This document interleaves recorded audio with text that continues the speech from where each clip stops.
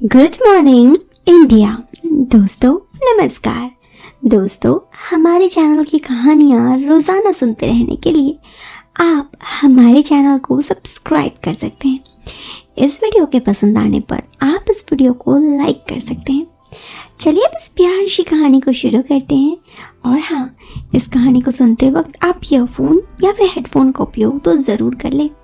इससे इस कहानी की ऑडियो आपको पसंद आएगी। चलिए अब कहानी में आगे बढ़ते हैं। मेरी दोस्ती एक बैंक मैनेजर से हो गई। लिफ्ट लेने के बहाने हम आपस में काफ़ी अच्छे दोस्त हो गए। एक दिन बैंक में मैं गई और मैनेजर के ऑफिस में। आगे कहानी। मेरा नाम मोनी है। मैं 22 वर्ष की हूँ। मैं एक स्टूडेंट हूँ। मैं रायपुर में रहती हूँ। मुझे यहाँ पढ़ते काफ़ी समय हो गया है। मुझे 3 वर्ष इसी कॉलेज में हो चुके हैं और मैं हमेशा ही अपने घर से आती हूँ। उसके बाद समय से अपने घर लौटती हूँ। मेरे कुछ दोस्त हैं जो बहुत अच्छे दोस्त हैं। मैं हमेशा ही अपने घर से बस से आती हूँ और बस से ही अपना घर जाती हूँ।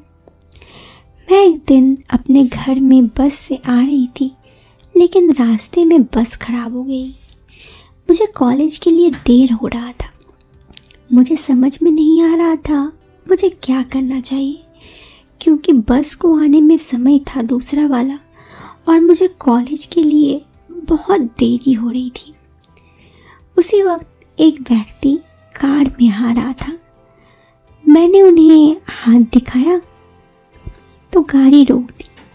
जब उन्होंने मुझसे पूछा आप कहाँ जाना है आपको, तो मैंने बताया मैं एक स्टूडेंट हूँ और हमारी बस खराब हो गई, इसी वजह से मुझे देर हो रही है। वो कहने लगी मैं आपको आपके कॉलेज छोड़ देता हूँ। मैंने जब उनसे उनका नाम पूछा तो उन्होंने अपना नाम अमित देवागन बताया और बताया वो बैंक मैनेजर हैं। उन्होंने मुझे कॉलेज छोड़ा। वो मुझे कॉलेज छोड़ते हुए निकल गए। यदि वो कुछ समय पर नहीं छोड़ते तो मुझे बहुत देर हो जाती। इसलिए उस दिन कॉलेज में मीटिंग थी, इसलिए सब छात्र कॉलेज में आए थे और उनके माता पिता भी कॉलेज में आए हुए थे। मेरी हमेशा की तरह वही रूटीन चल रही थी। एक दिन मैं बैंक चली गई। उस दिन मुझे बैंक में अकाउंट खुलवाना था, क्योंकि मेरा पुराना अकाउंट था वो बंद हो गया था। इसलिए मैं इस सिलसिले में बैंक चली गई। जब मैं बैंक गई तो मुझे वहाँ पर अमित जी मिले। उन्होंने मुझे पहचान लिया। उन्होंने मुझे कहा तुम मेरे केबिन में बैठो।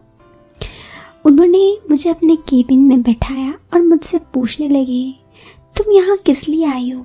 मैंने उन्हें कहा मैं बैंक में खाता खुलवाने आई हूँ। तब तक आप मुझे मिल गए। उन्होंने मुझसे उसी वक्त फॉर्म भरा लिया और कुछ दिनों के बाद आपके घर पे पासबुक आ जाएगी। तब हम दोनों काफ़ी देर बात किए। मुझे उनका बात करने का तरीका बहुत अच्छा लगा। मैं उनसे उनका नंबर ले ली। अब मैं घर वापस लौट चुकी थी। मैं हमेशा की तरह अपने घर कॉलेज के लिए जाती। मुझे एक दिन अमित देवगन जी मिल गए। उन्होंने उस दिन भी मुझे कॉलेज छोड़ दिया। रास्ते में हम दोनों बात कर रहे थे। उन्होंने पूछा तुम कितने बजे कॉलेज आती हो रोज़। मैंने उन्हें अपने कॉलेज की टाइमिंग बताई तो वो कहने लगे मेरा भी उस वक्त बैंक जाना होता है, तो यदि तुमको कोई दिक्कत ना हो तो तुम मेरे साथ कॉलेज जा सकती हो। मैंने उन्हें कहा ठीक है, जब आप अपने घर से चलेंगे तो आप मुझे फ़ोन कर दीजिएगा, मैं आपके साथ ही कॉलेज आ जाया करूँगी। तब से वो मुझे फ़ोन कर देते, मैं उन्हें रास्ते में मिल जाती। हम दोनों साथ ही जाते। मेरे पापा भी इस बात को जानते थे, क्योंकि मैंने खुद ही घर पर बताया था कि रोज़ बैंक मैनेजर से लिफ्ट लेती हूँ। एक दिन अमित जी मुझसे पूछने लगे अब तो तुम शादी की लायक हो गई हो, अभी तक शादी का कुछ सोचा। मैंने उन्हें बताया मेरे घर वाले मेरे लिए लड़का देख रहे हैं। वो मुझसे कहने लगे, तुम अपने घर वालों को की पसंद के लड़के से शादी करोगी या तुमने किसी को पसंद किया हुआ है? मैंने उन्हें कहा, नहीं, ऐसी कोई बात नहीं है। जहाँ मेरे घर वाले मेरे लिए लड़का देखेंगे मैं वहीं शादी कर लूँगी। अब हम दोनों की बहुत बातें हुआ करती। मैं उसे फ़ोन से बात कर लेती और जब भी बैंक से संबंधित कोई काम होता तो मैं बैंक में चली जाती। उस वक्त मुझे अमित जी मिल जाया करते। वो मेरा काम करवा देते और जब भी बैंक नहीं जा पाती तो उन्हें फ़ोन पर बात कर दिया करती।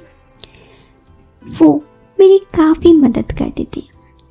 मुझे अमित जी का नेचर बहुत ही अच्छा लगता। मैंने एक दिन उनसे पूछा, क्या आपकी शादी हो चुकी है? वो कहने लगे, नहीं, मेरी शादी नहीं हुई है, लेकिन मेरी एक जीएफ थी जिससे अब ब्रेकअप हो चुका है। मैंने एक दिन उनसे उनकी उम्र पूछी तो वो कहने लगे, मेरी उम्र 31 साल है। वो मुझे कहने लगे, यदि तुमको कोई दिक्कत ना हो तो तुम मुझे रोज़ाना फ़ोन पर बात कर सकती हो। मैंने कहा, हाँ, क्यों नहीं, मुझे कोई दिक्कत नहीं है। मुझे भी उनका साथ अच्छा लगने लगा था।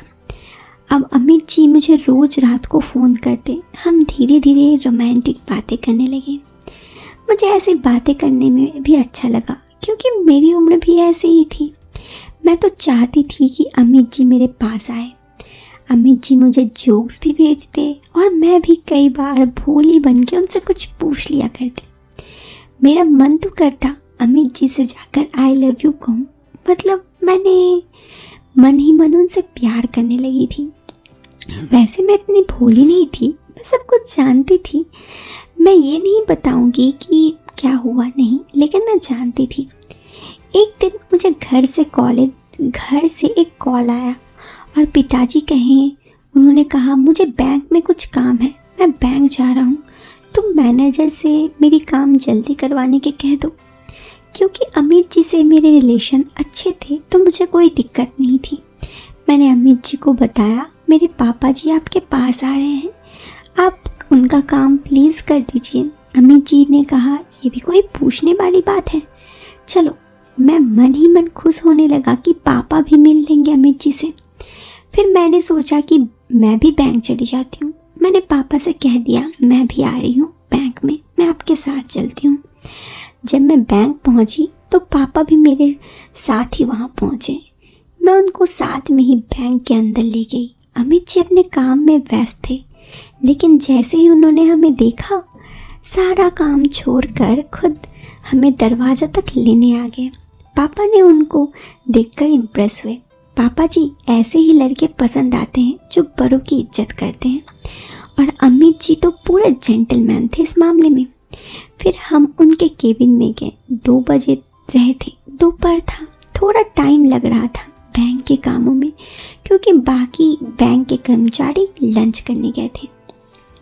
अमित जी ने पापा से कहा, अंकल जी आप घर जा सकते हैं, मैं काम करवा दूंगा आपका। लेकिन पापा ने कहा कि बेटी जी का काम करते हैं, मोनी आपके साथ रुक जाती है बैंक में, मैं चला जाता हूँ, मुझे और भी काम है। पापा की ये बात सुनकर अमित मुझे देखने लगा और मुस्कुराते हुए आंख मार दी।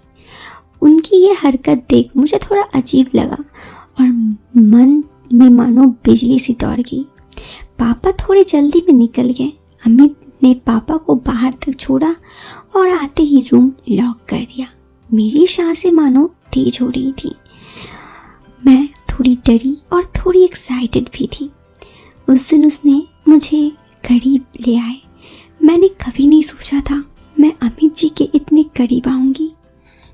उस दिन के बाद से अक्सर हम दोनों का मिलना जुलना बढ़ने लगा और फिर हम कभी होटल में जाकर भी मिलने लगे। लेकिन फिर अमित जी का तबादला हो गया। हम दोनों एक दूसरे के टच में तो आज भी हैं, लेकिन मिलना जुलना अब कम हो गया है।